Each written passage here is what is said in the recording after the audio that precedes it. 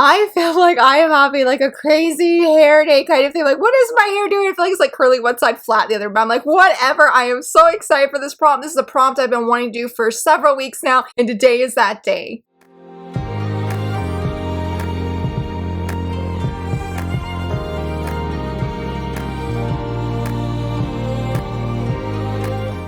Hello friends, happy Wednesday. So very excited that you're here. Like, so I'm excited to be filming this video today. But in case if you're up for a top 5 Wednesday, let me tell you what it is. Basically, each week I answer a prompt using 5 books, but in this case, I do manga to reflect the said prompt. And today's prompt is characters you see yourself in. We have all read those books, those characters where the characters just seem larger than life. We resonate with them on such a deep and heartfelt level, and not only resonate with them, but relate to them. This could be how they speak, their words, their actions, or just situations that they've been in. And so we're talking about those characters that really we feel like we just see so much of ourselves in. I'm very excited for this prompt, but like I feel like I crammed my brain with reading this morning because I was like, I've had this list for a long time. I wrote it down because I was like tired of, like, on Twitter especially, they'll be like, what are 4 characters that you relate to, or what are 4 characters that you feel reflect yourself? And I was like, I would remember and then I'd forget. So I was like, you know what, we're gonna do a prompt for this so that I do not forget. But I had to go through and reread some manga because I knew who the character was. I'm like, I need some set examples. So I guess starting with that, the manga that got me most derailed this morning, because I read like a whole bunch of places, was Yona of the Dawn. And I am specifically saying Gija. I love Gija. He's one of my favorite characters. Senha is best boy. He's number 1. Gija, though, I guess depending on the day, they sort of are interchangeable. I love Gija and I see so much of myself in him. He's my favorite dragon and definitely one of my favorite characters because I relate and resonate with his loyalty and his passion so very deeply. I didn't mark the spot, but I think it's the end of volume, I think it's at the end of volume 5 actually, and they're looking for Jaeha, the green dragon. Jaeha, you know, is very adamant. He wants to keep his freedom. He does not want to serve, you know, Yona or her be his master or anything. And Jaeha really like lays it in to Gija of like, you would choose to let this, you know, your destiny define how you live your life. He's like, I don't want that. I don't want that. And he sort of, I feel like, berates him a little bit because Gija's just so passionate about being the white dragon. And he's so, later on, he's so happy when all the dragons are together. And I feel like he's very emotional and like not in a bad way. And I resonate with all of those things. I feel like I am very much a very loyal person. And I am very much also a person that if I was in Gija's shoes and I have that same kind of fate or destiny, I'm going to go all out. I'm going to be fully loyal to what I have been called to do, what I have been told to do, because that's just how I am as a person, which can sometimes backfire in that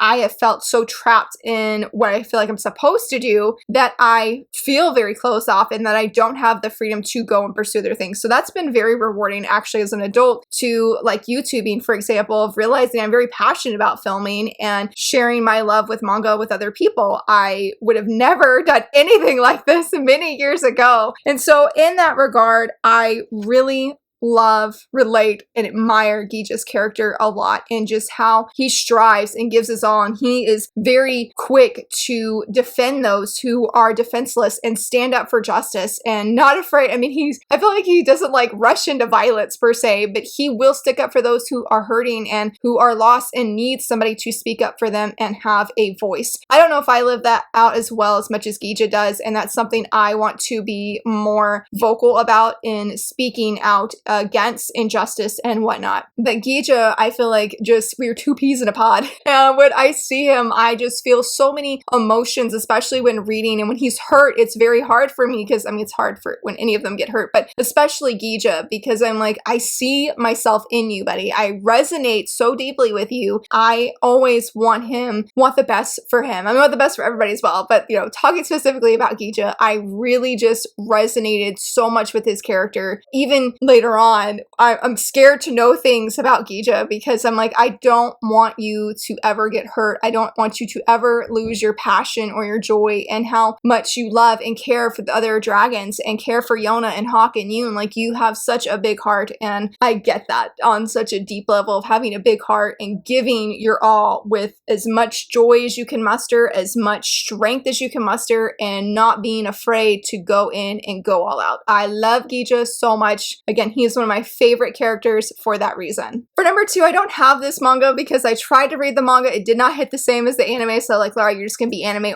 only, and that is Red Blood Cell from Cells at Work. I love Red Blood Cell so very much, and I see so much of myself in her that is very funny and amusing, especially when I think like my husband sees a lot of himself in White Blood Cell. It makes it all the more better, to be honest, for me when it comes to Cells at Work, and I really need to rewatch it. But the way that Red Blood Cell gets lost so much, I'm like, I relate so much, and the way that she panics so often, but yet still chooses to keep giving her all and keep moving forward, like that is me so deeply on a like huge level. I am quick and prone to panic. I don't like change, and I tend to panic when there is change, and it takes me a really long time to make decisions, which may not seem like publicly, I think I was just telling somebody about that this morning, like publicly, it may seem like I can make easy changes. Like we were talking about my background screen on my phone. I've had the same screensaver for like 3+ years, okay? It's been of Hinata and Oikawa. There is the characters from Glasses with a Chance of Delinquent, there's new art of that. And I was like, I would love to make this my background, but I'm like, it's probably literally gonna take me like a month to finally actually make the change to change it, because I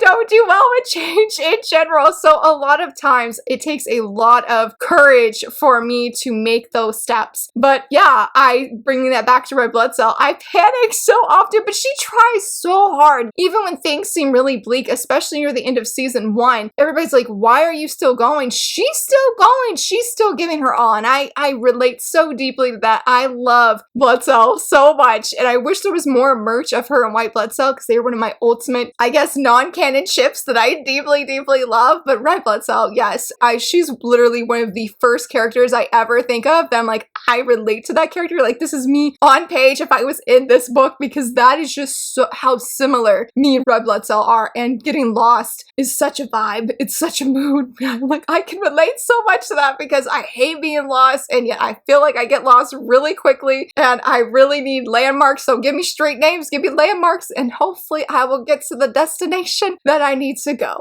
For number 3, I read this series earlier this year, and that's Let Me Not, and I am saying Yuna, and I wish I had a little bit more time to read more of it so that I could have, I read a little bit of this volume and then volume 7, but then the handyman called and he's like, I'll be there in 30 minutes. So I'm like, oh my gosh, I gotta make sure I wrap up within 30 minutes because he's gonna be here anytime. Anyway, I loved Yuna, and my heart broke many times when I was reading this series, and I would just start crying because I saw myself in Yuna so much. The way at the beginning where she's always looking down. I was not a confident person. I still struggle with self-confidence, but many years ago, yes, a girl who's always looking down, very shy, could never speak her mind, and really just lived in this bubble of what people expected of her. I guess I'd be myself, of like what I felt people expected of me, and really lived up to people's words and that kind of, I guess, like attention. Not saying Yuna necessarily does it in that kind of way, but she really is a girl, like I was just rereading it, she's a girl who's always looking down, and she really starts to have this self-confidence as the series goes on. And there's things when she's in a relationship with the guy that she's in love with that really hit me so hard, of like, what do you see in me? Like, you're so much better than me. You could find someone so much better than me. And it's like Yuna's very prone to just pouring on self-insults basically, and not seeing her own value and her own worth. And I'm like, girl, that's me too. That is me too. I definitely struggle a lot with my own self-worth, of my value. It's taking me many years to realize like, hey, I'm not nearly as alone as I assume that I am, and that the things I've told myself really are not true, that I don't have value or worth, and who would want me in their lives. Seeing Yuna grow as a young woman and realizing her worth and her value, and being able to just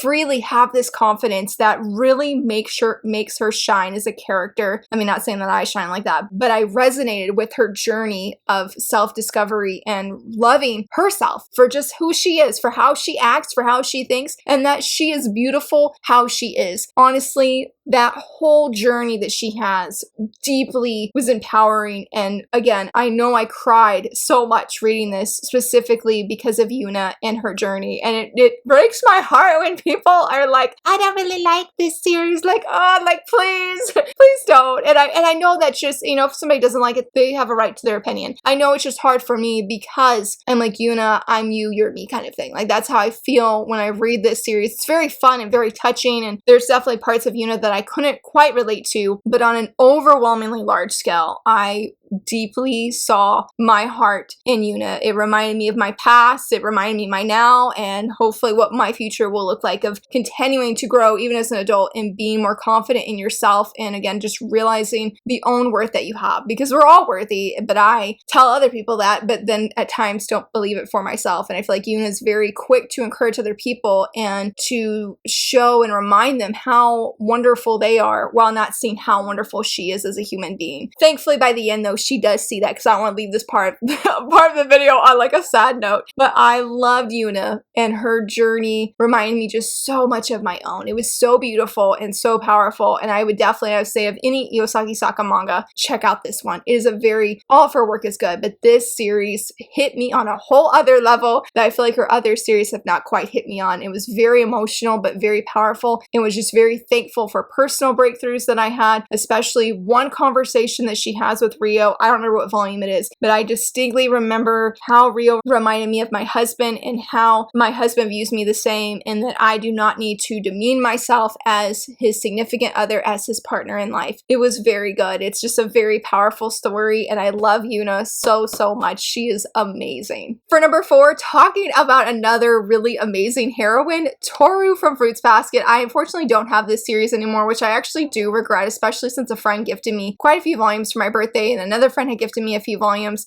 I unfortunately quickly got rid of it because my heart broke when reading that series. It was stitched back together by the end, but Toru is one of those characters out of any character I think I've ever read in my whole life. Toru is one that I like so painfully saw myself on page, and it was very I sobbed that whole series, because Toru's journey and how happy she appeared to be, how she encouraged everybody but herself. I saw me very, very much. And it became, as I read her story, it honestly became one of like, I need to see Toru heal. Like, I can't quit this series early, because a lot of people encouraged me because of how much I was struggling. And again, that was just the relatability that I had for Toru, and that she masked her own pain, because she's like, if I can just make somebody else smile, if I can just encourage them, it's all worth it. It's all worth it to bury my own pain as long as somebody else is happy. That has been a very dangerous mindset that I have had for such an incredibly long time. It's really been series, honestly, like Fruits Basket, that helped begin the path, the beginning of healing, and of realizing you can be, there's people in your life. For her, it was Kyo. And there are other characters, but specifically Kyo, of that you can be vulnerable, you can be transparent about your feelings, and that is 100% okay. We need people like Kyo in our lives. We need them to speak life into us when we will give so much of ourselves. We will literally give all of ourselves and leave nothing for us, but we'll give everything for the whole entire world to see them happy, to see them smile. I resonate so powerfully with Toru, and I would love to be able to come back to this series one day and be able to read it from a place that's not nearly as close, I guess. I don't feel like attachment's the right word, but that's what's coming to mind, of being just seeing so much of myself in Toru that I could just read it as a reader and not, I'm not sure how to say it, because yes, I would still be a reader anyway, but I would just love to detach myself a little bit and be able to just appreciate the story, appreciate the journey that Toru's on. But I will say, seeing the end, seeing Kyo really encourage Toru to be herself and to just honestly break down, was one of the most satisfying things that I've ever read. And maybe that sounds really bad, but again, with how much I see myself in her, it was very therapeutic for me in that moment to see him like, and I told him like, I just need her to break down. I need everything that she's been bottling up. I needed to come out full force and break this girl in this moment, because that is me. And I was just like, I've bottled up things for so long and put on this mask, so to speak. And not all of it's a mask. Like, Toru was genuine. She genuinely did want to make the people around her happy. Like, that wasn't something she was faking or lying about, but it came at a price of where we close our personal selves off and focus on other people, which isn't necessarily always a bad thing in a sense. But when it's got to the same point that me and Toru, where we could relate, we could resonate with that, it becomes a very dangerous thing. And for me, that always came out in the form of depressions and thinking that my life does not have value and that I am worthless. Goodness, I feel like this video is getting unexpectedly deeper than I meant it to be, but I was very touched, again, when she broke down and when just she was able to smile, to just smile. That it wasn't in smiling in hopes of making somebody else smile, but it was genuinely for herself. So Toru, even with all the heartbreak that I have and remembering and recalling when I read that series, it was definitely one of the stepping stones in my life to finding healing for myself, and that I can freely break down, that I can freely be transparent with my safe people in safe places, and that is more than okay, and that is a healthy thing to do. So I have a lot of mixed feelings, but I'm forever thankful that I read Fruits Basket and how it deeply impacted me, and how honestly, me and Toru, again, that is two peas in a pod, yeah, but like that I have never read a character I resonated and related to as much as I have her. I mean, I've related with all the characters I'm sharing today, but she would be number one for sure. For number 5, this one is more of a specific situation than a character overall, and that is Nanami from Mint Chocolate. So I did talk about this when I did the review at the end of volume 1, going into volume 2. I have to be vague about this because it is spoilers, but basically something happens and you see her past, Nanami's past, and how she has this trigger where her father passed away and she was not able to say goodbye, and how she has this fear, this worry of not being able to say goodbye to her loved ones. That happened to me in real life with my actual father, that he passed away when I was in 4th grade. I did not get to say goodbye to him. And to this day, I am very adamant saying goodbye to friends, whether that's online or in person, giving hugs, giving goodbye kisses, all of that. Like, that is something very essential for me. And if a person does not come back home when they say they will, I have this horrible, unhealthy coping mechanism, but I know it stems from that time of the worry and the fear that spirals and just things that happen. I won't go into it because that's just me and I don't want to go into that. But I really, that moment, me and Nanami had the same kind of, I guess, history, you would say. I think of characters that I relate to, and it would be Nanami. I cannot relate to Nanami and how she's willing to beat up people if need be. I can't relate to that, okay? I'm not that kind of person. But I do feel a lot of her actions and her mannerisms are very, very similar to my own, and I very much see a lot of myself in her. And I feel like when I think back to teenage me and how she acts, how she responds to situations, I'm like, girl, I would have done the same exact thing. I see so much of my teenage self in Nanami. But in that moment, in that situation, I knew exactly what Nanami was feeling. I knew exactly just all of that. I knew it. I knew it because I lived it out in my own life, and it's hard and it's painstaking. And so I definitely cried in volume 2 because you see a flashback, and I definitely cried because I'm like, everything you're saying, I know exactly what you mean. I know exactly what you're feeling. And so I relate a lot to this series, and I know a lot of people don't really like it because it does have this, yes, I guess in a way it does have a little bit of a step sibling trope. It's not, but it does have that vibe a little bit. It can be a huge turnoff. It was for me for a really long time until I talked to some friends that really helped me, especially my friend Danielle. I'm just so thankful I read the series because every time I've read it, I've been more and more invested, and I deeply love Nanami, and I'm so thankful there's a character like where as painful it is to think about things that happened with my dad, and especially thinking about how I am now, and especially my fear of not being able to say goodbye, and that adamacy that I need to say goodbye, even online. I'm like, it's just goodbye, but it's so much more than just goodbye for people like me and Nanami and other people who can relate to this. But because of that, I've just always thought like Nanami is a character I relate to, a character that I understand, a character that I get, and a character I see, maybe not as much as my adult self, but again, seeing a lot of my teenage self. That I really love this series. There was a certain time I was like, maybe I should get rid of it, you know, because it's problematic. And I was like, I can't. I don't feel like it's super problematic for me, but I really, really love it. And our handyman's here, so I'm gonna do my honorable mention